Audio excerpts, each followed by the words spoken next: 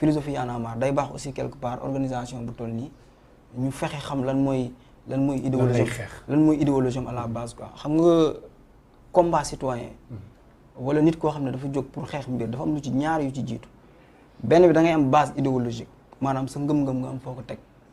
beneen bi nga am principe xam nga base idéologique gu Y'en a marre c'est déjà quoi li ci gën a simple mooy li mu njëkk a wone c'est le décloisonnement de l'espace public fexe ba kenn ku nekk nga am sañ-sañu teg lu mel nii ba pare nga wax ñu mun la dégg boo xoolee bien avant Y'en a marre daf daan rare nga gis koo xam ne ñu ne artiste la wala membre mouvement citoyen la ñu invité ko ci ay forum au niveau international muy dem di def ay plaidoiries pour l'Afrique loolu da daan xaw a jafe donc Y'en a marre quelque part inspiré na ay mouvement citoyen yu bëri bañ mun a créer lu mel ni moom ba pare di doxal li Y'en a marre doon def Sénégal ñoom ñu koy def de façon pacifique donc loolu bu ko mouvement defee c'est parce que am na déjà benn mérite ba pare au niveau local même bëri na ñoo xam ne du ma wax ne Y'en a marre moo leen inspiré mais comme moom ni mu ko confirmé dafa mel ni benn lu Y'en a marre doon def ñoom ñu ñëw nekk ci continuer je crois que loolu c'est une bonne chose maintenant pour revenir ci nouveau type de sénégalais lii confirmé ne ñun nouveau type de sénégalais dañ doon interpeller Macky Sall waroon na def comme ñun bi Mame Mbaye Niang defee bindee demande ne dafa bëgg ñu bëggoon démissionner bi ñu ko tuumaalee moom dafa nangulul ko démission bi mais ñun joxuñu leçon kenn mais kilifa bi mu defee bi ñu gisee vidéo bi ñun ñu xool ko gis ko ñaawlu ko en tant que mouvement bu sérieux dañu delluwaat ci suñuy principe toog waxtaan moom mu gëm principe bu mouvement yi ne war na mun a jébbal démissionner pour que mu mettre à l'aise peut-être ay camarades am donc yombalal ñu ko bu ko def loon même ñun mun nañ jël décision mais yombalal nañu le fait que moom mu def loolu ñun ñu nangu ko sanctionné ko en public et c'était pas la première fois d'ailleurs ñu rappelé wu ne Malal en 2012 amoon na fi jafe-jafe moom ak benn rapport boo xam ne dafa demoon ñu jàpp ne daf ko agressé mouvement bi suspendre ko ci ay activité non c'est-à-dire que man du ma fekkeew mu fi Malal di agressé li ma mën a xam mooy mouvement bi constaté na bi ngay wax dama la déglu quoi je suis désolé mais déglu moo gën d'accord Malal bi mouvement bi observé loolu dañ ko suspendre ko comme ni ñu def kilifa ça veut dire que loolu ci nouveau type de sénégalais la bokk xam nga moom mooy lan booy def justice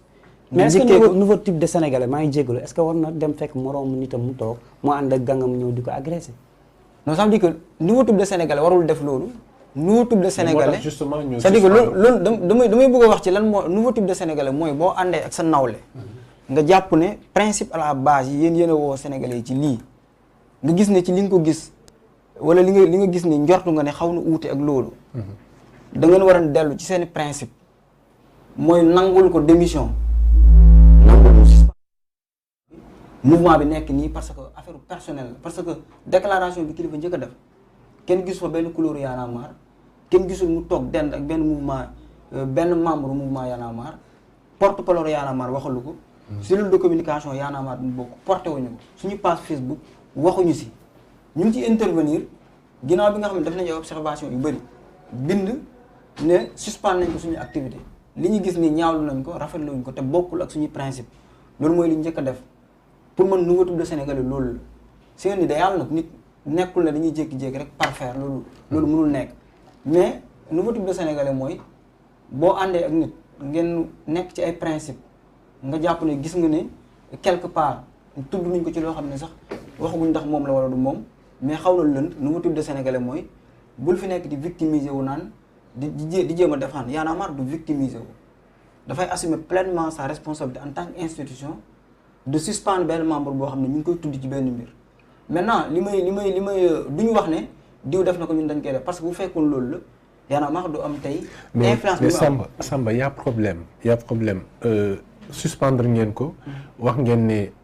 nouveau type de sénégalais bi am na benn doxalin bu mu war a am bu méngoowul ak seen ay principe ak li ngeen gëm di ngeen koy suspendre wala ngeen pousser ko vers la démission mais lu waral point de presse bi nga xam ne def ngeen ko pour parler de complot justement contre vos membres ci loolu laa bëgg ñëw parce que il faut que ñu xam ne mooy quand même on a pris du temps bi ñu seetaanee vidéo bi observé comme sénégalais yëpp on a pris du temps pour déglu kilifa comme sénégalais ni ñu ko doon xaaree mu génn def sortie on a pris du temps pour xaar beneen vidéo génn mu am yoon dugal ci loxoom. ñu ne dañuy àtte boo xoolee diggante bi ñuy jàpp kilifa ak bi ñuy jàpp Simon mouvement bi mu ngi toogoon amul benn sortie officielle bu ñu defuñ benn conférence de presse mais au regard de étape yi nga xam ne ñu ngi xool di ko suivre nu muy demee dafa am ñun luñ ci seetlu mooy dañu mel ne dañu nekk ak état boo xam ne dafa soxla woon prétexte pour non seulement attaquer kilifa mu nekk de kilifa wala Simon wala beneen membre mais si il va plus loin dañu gis ne c'est un prétexte utilisé pour s'attaquer contre le mouvement et une partie de la presse également il faut que ñu wax ko même seen titres yi da ngay gis Y en a marre dans les salles de drap ñoom ñoo xam ni ñu koy bindee mais ku lire da ngay mel da ngay jàpp ne problème mu mouvement Y en a marre en tant qu'institution alors que non seulement commencé guñ àtte boo wax ne moom la wala du moom également gisaguñ aussi fenn foo xam ne mouvement bi wax na ci benn membre mouvement bi jël na décision suspendre mais dañu gis ne de plus en plus dafa gën a état bi dafay gën a actif bu fekkente ni nit la koo xam ne il dérange gis nañ ko ci cas Sonko levée immunité parlementaire bi gis nañ ko ci ñeneen dañu gis ne bi dinañ ñëw ci loolu parce que bokk na ci ponk yi nga xam ne war nañ ko faram-fàccee wàllu traitement def conférence de presse bi précipitation bi ñu gis ne am na et justement il faut que ñu préciser ne ñoom bi ñuy def loolu dañu foogoon ne parce que après affaire député yi dégg nañ ko pour xool ndax am na lien wala amul lien ñu ne xaaral ñu dem jëli kilifa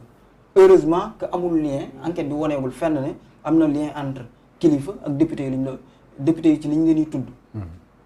ñu seetlu également aussi ne ci processus boo procédure même parce que ñun toog nañ 45 kilifa bi laa ñu ko woo def na 45 jours ñun dañ doon xaar Y'en a marre si yëpp dañ doon xaar mu am un procès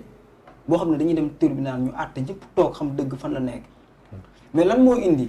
ñu jékki-jékki ba mu neex leen ñu génn ci loolu ne léegi yóbbu nañ ko instruction pour ñun xamal lan lañ soxla woon muy ñun muy yéen ñun ñëpp ñu àtte ko mu leer ñu xam dëgg bi fan la féetee en tant que mouvement bu sérieux ñu apprécier décision de justice bu fekkee tegu na si yoon mais dañu gis ne dafa am précipitation premièrement deuxièmement dañu gis ne c'est un prétexte pour s'attaquer au mouvement. d'accord te loolu mouvement bi du ko nangu. d'accord nitu dëgg Cheikh Fall est-ce que yéen jàpp ngeen ne ñoom niñ ko waxee mbir la boo xam ne état à chaque fois dafay def ay ndëgg sërëf pour galgal leen mouvement bi nga xam ne dafay xeex nee nañu pas contre l'impérialisme mais am ay valeurs yoo xam ne ñoom dañ koy défendre. waaw bon lu may njëkkee wax rek xam nga Sénégal ku bëgg a xeex système bi fii nekk nii. da ngay remonter ba fu gën a sori parce que ñun ñëpp xam nañ ni suñu état yi surtout Afrique occidentale bi ak Afrique de l'Ouest bi. xam nañ ni état yi yëpp ni ñuy diriger seen réew yi dafa am beneen loxo bu nekk ci ginnaaw. mooy état francophonie de manière générale boo xam ne ñoo nekk ci ginnaaw. di pousse ak di passe. léegi nag su fekkee xam nga réalité bi nga xam ne yow li ngay xeex ki ngay waxal moom boo ko attaqué dafay am keneen ku muy déglu. kon sooy xeex dara da nga koy xeex ci racine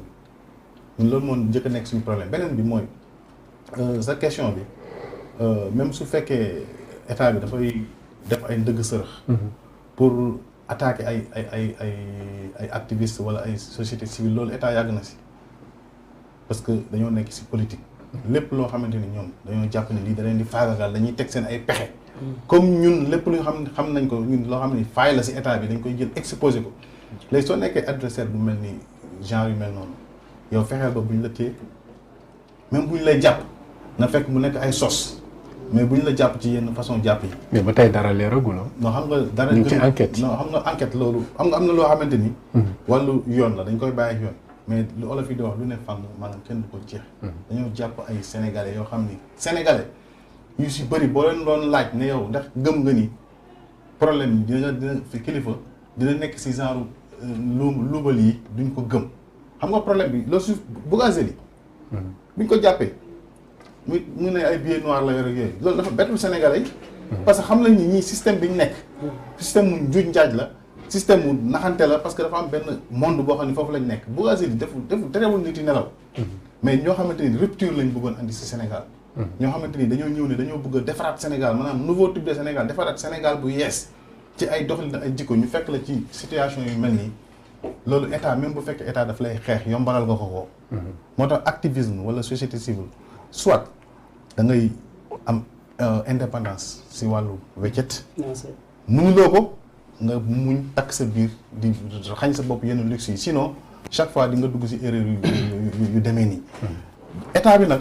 ñun li état di def ñun ñëpp gis nañ ko 2 pas 2 mesures bi nga xamante ni moo am si justice bi am si lépp loolu ñëpp xam nañ ko mais bul ko yombalal caat enquête wuñ ko woowuñ ko bàyyiwuñ ko mu dem caat kan moo ko gën a nekk menace si Y'en a marre ñëpp xam na ni caat mooy élément la boo xamante ni ku ko téewoon tey du ma ne dagg nga bopp Y'en a marre de mais am na parti yu bëri yoo xam ne dagg nga Y'en a marre mais woo nañ ko amuñ luñ jàpp si moom si jusqu'à présent bàyyi nañ ko mu dem mais ñi nga xamante dañ leen a am luñ téye si ñoom dañ leen faa téye léegi ñoom buñ nekkul woon si yooyu kon tey problème bi du egsi fi te problème bi du ay problème comme ni nga ko waxee sànq ay dem ay ambassade xool benn waaye bu la facilité nga jox ko xaalis ak yooyu affaire dafa gën a grave fi dañuy wax affaire passeport diplomatique la ñuy wax te tey rek maa ngi bi avant may ñëw si émission bi benn membre nit ndëgg bu nekk France mu ngi may interpellé jibi bi ma koy wax mu ne ma problème bi dafa nar a gën a grave parce que boo xoolee sax espace Schengen bi di ngi génne benn communiqué di exiger pour léegi sax Sénégal nga xam ne affaire bi dootul gën a yombee mu ne ma ñoom déjà sax ñi ngi commencé am problème si seen permis yi parce que gars yi gëm nañ ñi léegi permis sax boo defaree Sénégal sax da nga koy mën a njuuj maanaam Sénégal problème bi yóbbu nañ Sénégal foo xamante ni tey réputation ak même si relation internationale yoo xamante ni tey crédibilité Sénégal sax tey boo nekkee sénégalais sax tey dama la jox benn exemple dëkk bu mel ni Hollande tey ñoom dañoo foog ne Sénégal ñëpp ay góor jigéen lañ xamul tax parce que majeure partie booy dem foofu di uti visa yëpp ay kii refusé la ñuy ut parce que dañuy wax ne dañ leen persécuté si Sénégal kon tey cas bi mel nii noonu côté diplomatie noonu la na nekk di salfaañee suñu réew te bu fekkoon ay politiciens ñoom ñoo ko def du ñu metti dinañu metti de mais du ñu bett parce que xamee nañ leen ci jëf yooyu mais ñoo xamante ni ay dañoo woote woon ni ñoom ay dañuy defaraat Sénégal bu bees te yemul foofu maanaam Y'en a marre mun à chaque fois seen leader yi di génn di def ay conneries noonu laa ko mën a tuddee Malal Tall barki démb lu mu wax ci télé bi loolu moo gën a graaw sax Y'en a marre ban taxawaay la Y'en a marre ban taxawaay la am ci loolu blasphème la def ci suñu religion dëkk boo xamante ni 99% c'est des croyants même su fekkee Malal Tall la moo dem foofu beneen kii mais si membre Y'en a marre léegi bu fekkee da nga nekk ci benn kuréel boo xamante ni leader yi dafa mel ni kenn xamul chaque instant ñi ngi nekk di def ay toj-toj ñii di wax ay toj-toj ñii di def loo xamante ni leer na majeure partie des Sénégalais ñun dañoo gëm yàlla gëm diine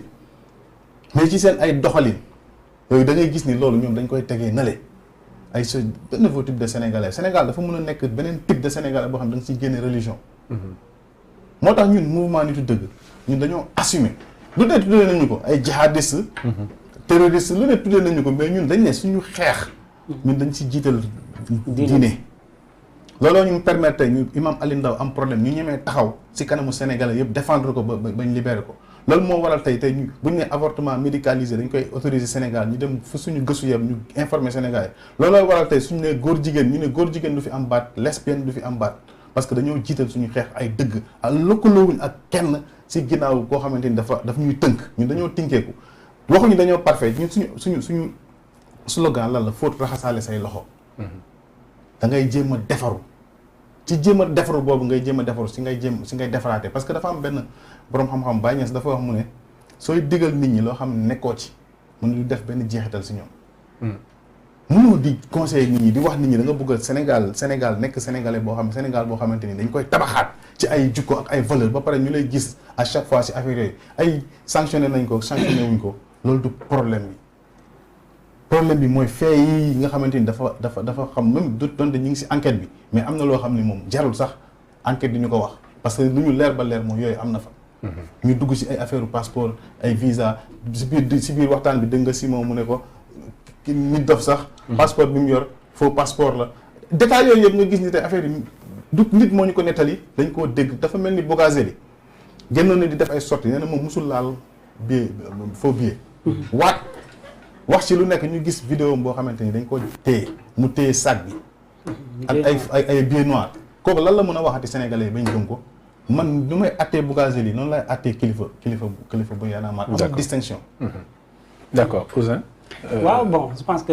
question boobu vidé nañ ko xanaa peut-être jàll si beneen question pour un peu gagner du temps justement alors li ñuy si leneen li ñuy jàll mooy